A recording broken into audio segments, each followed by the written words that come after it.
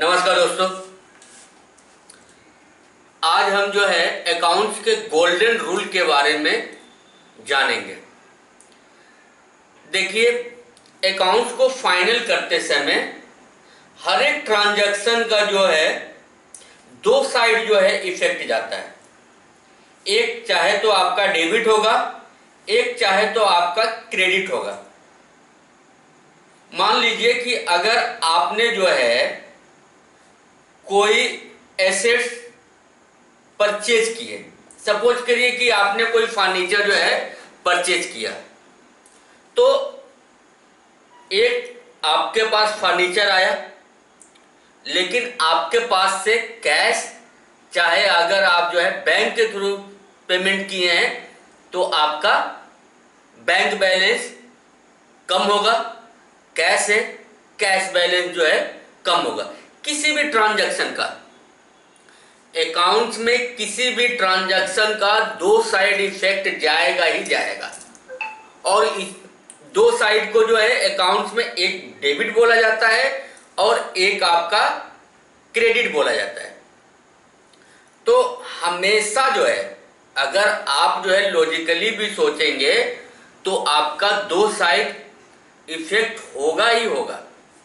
अगर आप सपोज करिए कि मूवी का टिकट आप जो है परचेज कर रहे हैं, तो एक क्या होगा, एक आपको मूवी देखने के लिए टिकट मिलेगा, लेकिन उसके साथ साथ में आपके पॉकेट से कैश भी जाएगा। यानी दो साइड आपका इफेक्ट होगा ही होगा। तो अकाउंट्स में क्या है कि उस दो साइड को डेबिट और क्रेडिट बोला जाता है। देखिए, अकाउंट्स में आपका तीन तरह का जो है अकाउंट होता है। एक होता है नॉमिनल अकाउंट, दूसरा होता है रियल अकाउंट, तीसरा होता है पर्सनल अकाउंट। तो नॉमिनल अकाउंट किसको बोलते हैं? नॉमिनल अकाउंट में वही ट्रांजैक्शन जाएगा जो आपका ट्रेडिंग चाहे प्रॉफिट एंड लॉस अकाउंट में जा रहा है। यानी वैसा कोई ट्रांजैक्शन जो एक साल के अंत में ही एंड हो जाएगा, उसका वैल्यू जो है जीरो हो जाएगा। अगले साल से वो फिर से जो है नए सिरे से स्टार्ट होगा, क्योंकि आप जो है किसी पर्टिकुलर पीरियड का ही जो है अकाउंट फाइनल कर रहे हैं। अगर आपका अकाउंटिंग पीरियड जो है 12 मंथ का है और सपोज करिए कि आपको रेंट का पेमेंट करना है, तो रेंट अगर हम जो है जिस प्रेमिसेस में अपना बिजनेस चला रहे हैं वो प्रेमिसेस का रेंट जो है मेरे लिए इनडायरेक्ट एक्सपेंसेज है। लेकिन अगर 12 मंथ का अकाउंटिंग पीरियड है और 12 मंथ अगर हम उसको पेमेंट कर दे रहे हैं, तो अंत में जाके वो क्या हो जाएगा, जीरो हो जाएगा। अगले साल से आपका नया अकाउंटिंग पीरियड शुरू होगा। अगले साल से जब नया अकाउंटिंग पीरियड शुरू होगा तो वहां से फिर से आपको स्टार्टिंग से लेके एंड तक आपको जो है देखना होगा। तो नॉमिनल अकाउंट जनरली वही ट्रांजैक्शन जो जाता है जो फाइनेंशियल ईयर के एंड में वो जीरो हो जाए, उसका अगले साल इफेक्ट जो है न जाए। अगर हम पूरा का पूरा उसको जीरो कर दे रहे हैं, वो मेरे हाथ में है, वो कंपनी के हाथ में है। कंपनी चाहे तो उसको फाइनेंशियल ईयर एंड तक उसका पूरा क्लियर जो है कर सकती है। तो नॉमिनल अकाउंट में जनरली चाहे आपका इनकम से रिलेटेड ट्रांजैक्शन हो, चाहे एक्सपेंडिचर से रिलेटेड ट्रांजैक्शन हो, चाहे प्रॉफिट से रिलेटेड ट्रांजैक्शन हो, चाहे लॉस से रिलेटेड ट्रांजैक्शन हो, तो ये सब ट्रांजैक्शन आपका ट्रेडिंग चाहे प्रॉफिट एंड लॉस अकाउंट में ही जाता है, जो एक पर्टिकुलर फाइनेंशियल पीरियड से रिलेटेड होता है। जो जिसको जीरो यानी फाइनेंशियल ईयर के एंड में जीरो कंपनी कर सकती है। अगर कंपनी उसको जीरो नहीं कर रही है तब उसका जो है अगले साल इफेक्ट जाएगा, लेकिन उसको जीरो करने का कंपनी चाहे तो उसको कर सकती है। तो नॉमिनल अकाउंट का गोल्डन रूल क्या है? नॉमिनल अकाउंट का गोल्डन रूल है कि जो आपका एक्सपेंसेज है, एक्सपेंसेज हमेशा डेबिट होगा, और जो आपका इनकम है, इनकम हमेशा क्रेडिट होगा। मान लीजिए कि अगर आपका जो है अपने स्टाफ को सैलरी देना है, तो स्टाफ को सैलरी देना है तो कौन सा लेजर होगा? ये आपका सैलरी अकाउंट होगा। तो क्या होगा? सैलरी अकाउंट डेबिट टू क्या आपके पास से जा रहा है, तो आपके पास अगर कैश में पेमेंट कर रहे हैं तो आपके पास से कैश जा रहा है, और अगर बैंक से पेमेंट कर रहे हैं तो आपका बैंक बैलेंस कम हो रहा है।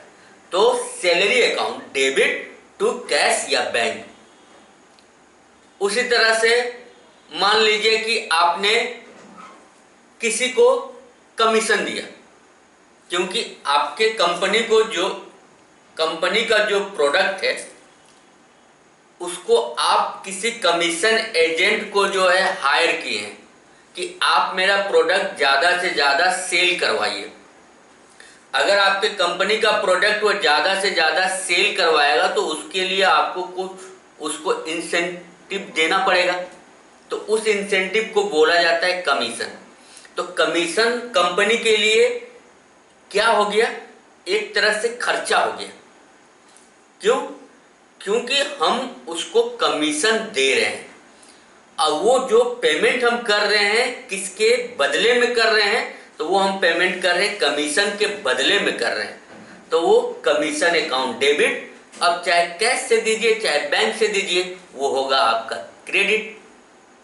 वैसे ही सपोज करिए कि आप कोई मटेरियल जो है परचेज कर रहे हैं, रॉ मटेरियल, वैसा मटेरियल जो आपका कोर बिजनेस एक्टिविटी में यूज हो रहा है, तो क्या होगा?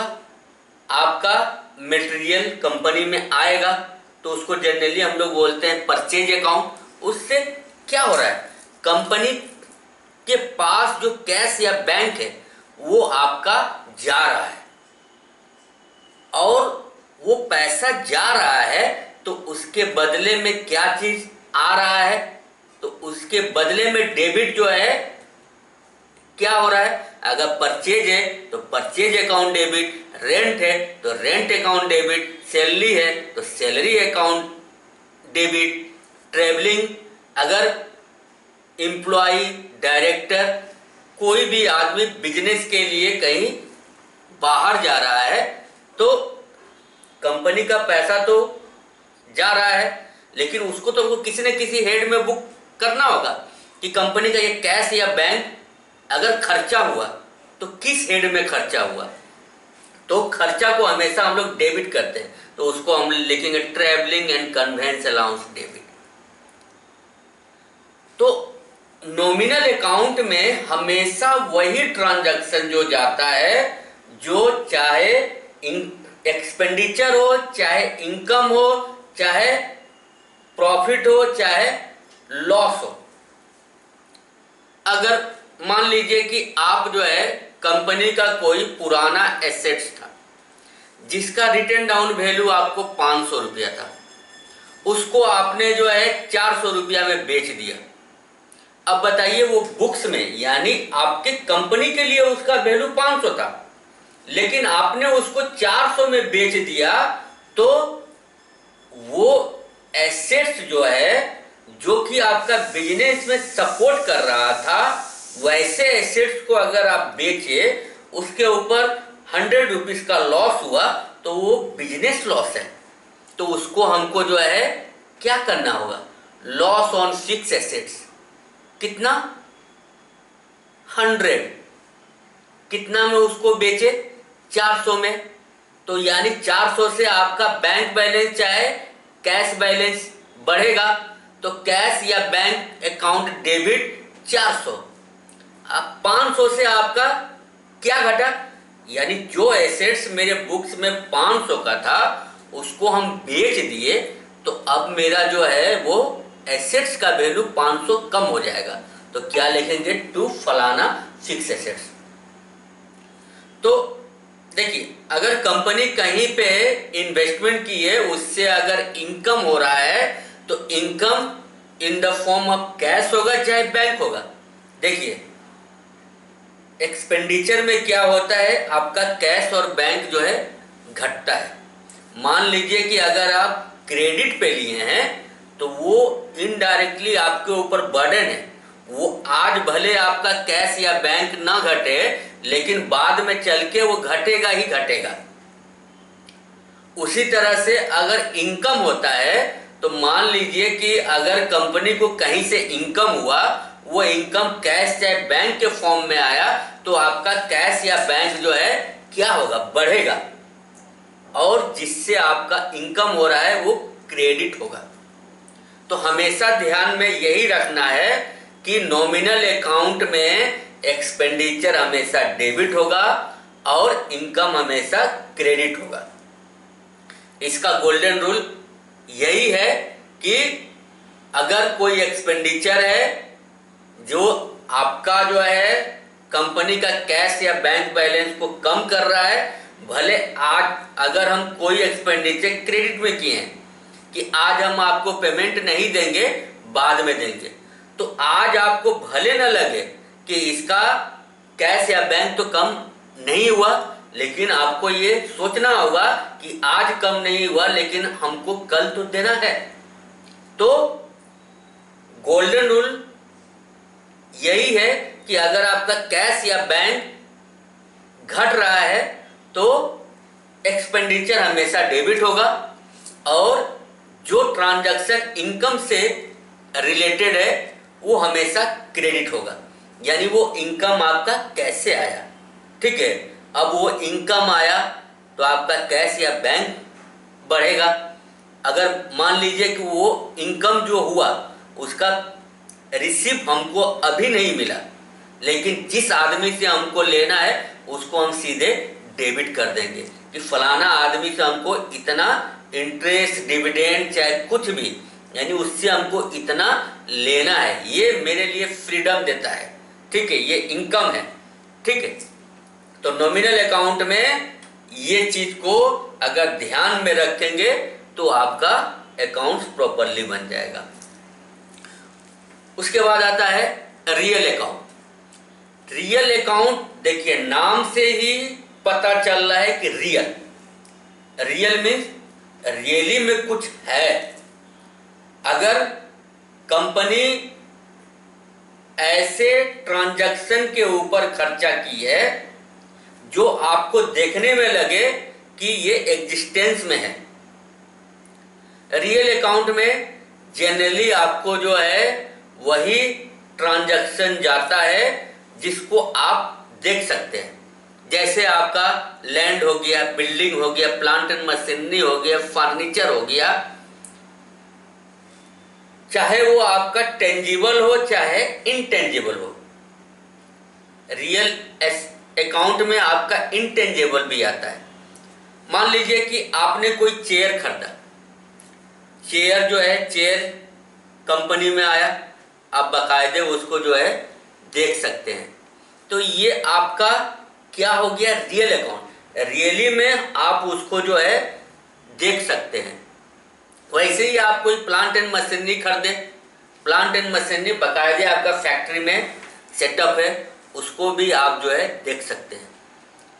इंटेंजिबल एसेट्स क्या होता है कि जो कंपनी का गुडविल है उसको आप भले देख नहीं सकते हैं, लेकिन आप उसको रियलाइज कर सकते हैं कि इसका कंपनी के लिए वैल्यू है। मान लीजिए कि अगर किसी भी प्रोडक्ट के ऊपर अगर कंपनी का नाम जो है लग जाए तो कस्टमर का विश्वास उस प्रोडक्ट के ऊपर जो है बढ़ जाएगा। कंपनी कभी भी नहीं सोचेगा कि ये इंफीरियर क्वालिटी का प्रोडक्ट है, क्योंकि कंपनी उतने साल में जो मार्केट में गुडविल कमाई है, यानी कस्टमर उसके प्रोडक्ट के प्रति जो है लॉयल हो गए हैं कि वो नाम जिस प्रोडक्ट के ऊपर लग जाए तो उसका ये इंडिकेशन है कि वो प्रोडक्ट बहुत ही अच्छा है, यानी ब्रांडेड प्रोडक्ट है। आज के डेट में क्या है, branded product, unbranded product. Unbranded product ये माइंड में आता है कि मे बी ये इंफीरियर क्वालिटी का हो, लेकिन ब्रांडेड प्रोडक्ट की कंडीशन में ये माइंड में नहीं आता है कि ये इंफीरियर क्वालिटी का होगा। तो ये हो गया कंपनी का गुडविल। गुडविल का भी एक वैल्यू है जिसको हम देख नहीं सकते हैं, लेकिन उसका बहुत ही इंपॉर्टेंट है। वैसे ही जैसे कॉपीराइट, बहुत सारे पब्लिशर का बुक जो है बहुत सेल होता है, क्योंकि कस्टमर का उस पब्लिशर के प्रति विश्वास जो है जग चुका है। वो पब्लिशर ने जो है मार्केट में उस तरह अपना रिकॉग्निशन जो है बना लिया है कि उस पब्लिशर का नाम ही किसी बुक पे अगर छप जाए तो वो बुक जो है आसानी से मार्केट में सेल होना शुरू हो जाएगा। तो ये सबको बोलते कॉपीराइट। अगर मान लीजिए आपने कुछ लिखा, अब आप जो है चाह रहे हैं कि उसको कोई जो है कॉपी ना कर सके, तो उसके लिए बाकायदे जो है कॉपीराइट करवाया जाता है। अगर वही आपका लिखा हुआ मार्केट में क्लिक कर गया और मार्केट में उसका डिमांड जो है बूम कर गया, तो क्या होगा, अगर आप कॉपीराइट नहीं करवा के रखेंगे तो उसी का सब कॉपी करना शुरू कर देगा। इसीलिए कॉपीराइट भी एक तरह से एसेट्स है। तो ये सारा चीज जो है ना रियल अकाउंट में जाता है। रियल अकाउंट चाहे तो आपका एसेट्स हो सकता है, चाहे तो आपका लायबिलिटी हो सकता है। लायबिलिटी मीन आपको जो बर्डन दे। तो लायबिलिटी जो बर्डन होता है ना, वो हमेशा जो है क्या होता है, क्रेडिट होता है। और जो कंपनी के लिए एसेट्स है वो हमेशा क्या होगा, कंपनी के लिए डेबिट होगा। तो रियल अकाउंट का गोल्डन रूल यही है, जो कंपनी में आ रहा है, जैसे आपका फर्नीचर आ रहा है, प्लांट एंड मशीनरी आ रहा है, ठीक है, जैसे मान लीजिए किसी से आपको पैसा लेना है, आपका बैंक बैलेंस है, तो जो कंपनी के लिए एसेट्स है वो हमेशा डेबिट होगा, और जो कंपनी के लिए लायबिलिटी है वो हमेशा क्रेडिट होगा। मान लीजिए कि आपने बैंक से जो है लोन लिया है, बैंक वाले ने कंपनी को 5 करोड़ रुपए का लोन सैंक्शन किया है। कंपनी के पास तो 5 करोड़ रुपया आ रहा है, कंपनी का यानी बैंक बैलेंस जो है 5 करोड़ से बढ़ जाएगा। अब वो 5 करोड़ कैसे बढ़ा, तो क्या एंट्री होगा, bank account debit to cash credit, चाहे टर्म लोन चाहे लॉन्ग टर्म लोन, बाकायदे उसका नरेशन में लिखा जाता है कि लोन रिसीव फ्रॉम फलाना बैंक। तो देखिए जो बर्डन है वो बर्डन हमेशा आपका लायबिलिटी है, और लायबिलिटी हमेशा आपको क्रेडिट होगा। अब आपको डेबिट में देखना होगा कि डेबिट में उस लायबिलिटी के बदले में क्या आया। सपोज करिए कि आपने क्रेडिट में रॉ मटेरियल परचेज किया है, तो आपका क्या होगा, कंपनी में जो है रॉ मटेरियल आया, तो उसको हम लोग जनरली क्या बोलते हैं, परचेज अकाउंट डेबिट, क्योंकि उसका पेमेंट तो हम किए नहीं है, लेकिन जिस आदमी से हम लिए उसको पेमेंट तो करना होगा। वो आदमी तो कंपनी के लिए एक तरह से बर्डन है, क्योंकि कंपनी को उसको पेमेंट करना होगा, तो टू फलाना आदमी। उसी तरह से मान लीजिए कि कंपनी ने जो है बैंक से लोन लिया है, लोन लिया, कंपनी में पैसा आया कैश या बैंक बढ़ा, लेकिन जिस बैंक से हमको लिए हैं उसको हमको क्रेडिट करना होगा। तो इसका गोल्डन रूल यही है कि जो कंपनी में आता है, अगर वो एसेट्स है, कंपनी में जो आ रहा है वो आपका एसेट्स है, जैसे आपका प्लांट एंड मशीनरी आया, फर्नीचर आया, अगर आपको किसी से पैसा लेना है, ठीक है, चाहे आ रहा है चाहे किसी से पैसा लेना है, वो सब आपका होगा डेबिट। क्रेडिट आपका क्या होगा? क्रेडिट होगा जो आपके लिए बर्डन है, वो बर्डन आपके लिए क्रेडिट होगा। उसके बाद आता है पर्सनल अकाउंट। देखिए, पर्सनल अकाउंट आपको जो किसी पर्सन से रिलेटेड है, यानी ह्यूमन बीइंग से रिलेटेड है।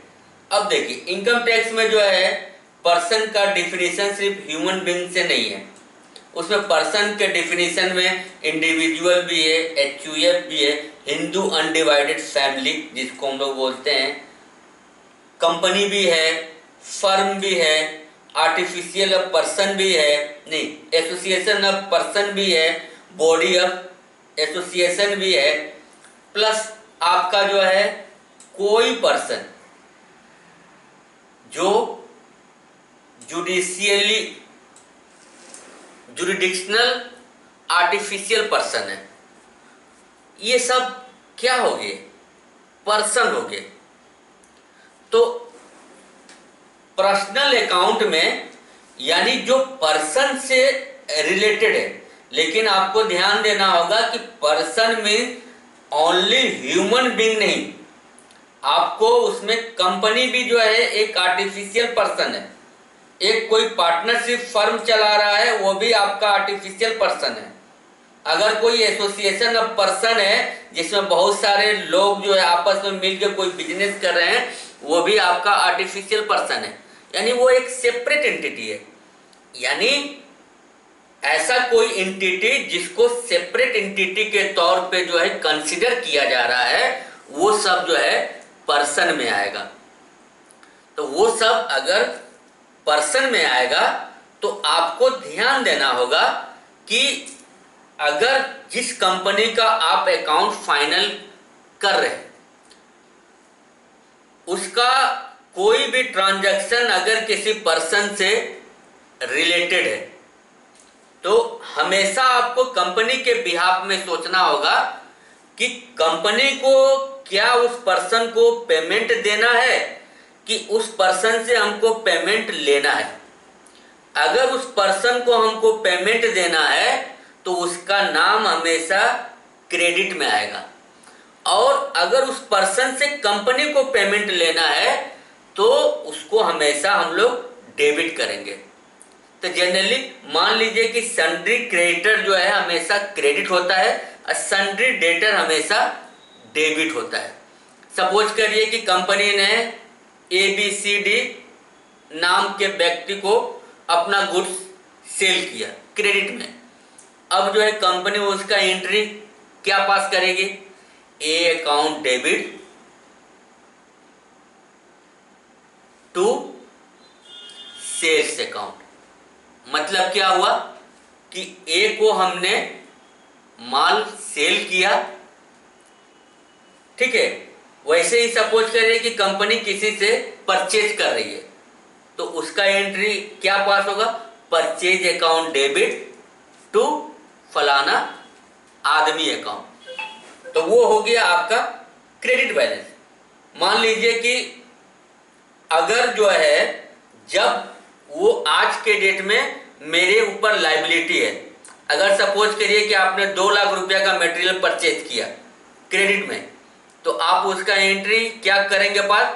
परचेज अकाउंट डेबिट, अगर उस पार्टी का नाम श्याम है, टू श्याम अकाउंट। तो यानी मेरे ऊपर श्याम का 2 लाख रुपया लाइबिलिटी है, उसको हमको आज नहीं तो कल पेमेंट करना है। जब हम श्याम को पेमेंट करेंगे तो उसका एंट्री क्या पास करेंगे?